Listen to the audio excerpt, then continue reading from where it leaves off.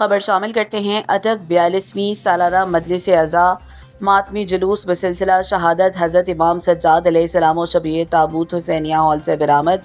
تفصیلات کے مطابق 42ویں سالانہ مجلس اعزا بسلسلہ شہادت حضرت امام سجاد علیہ السلام 25 محرم الحرام کی شب حسینہ ہال کامل پور سیداں زیر انتظام مرکزی زوار حسینہ ماتمی تنظیم کامل پور سیداں ماتمی جلوس و شبیہ تابوت حضرت امام سجاد علیہ السلام برآمد کیا گیا، جو اپنے مقررہ راستوں سے ہوتا ہوا مرکز امام بارگاہ کامل پور سیدہ میں اختتام پذیر ہوا، جس میں ضلع بھر کی معروف ماتمی حلقوں نے بھرپور شرکت کی۔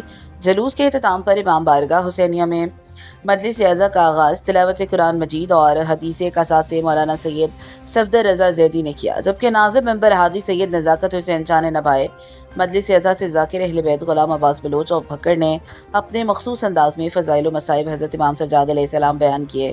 اختتام مجلس اعزا پر خصوصی دعا برائے بلندی درجات مرحوم سید سرفراز حسین شاہ، سید فیضان حیدر نقوی، دیگر سادات و مومنین کے لیے کروائی گئی۔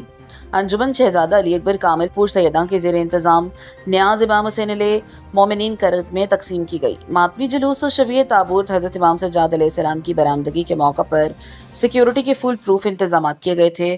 رپورٹ سید زیغم الطاف، نمائندہ خصوصی، ینگ سٹار ٹی وی نیوز، اٹک۔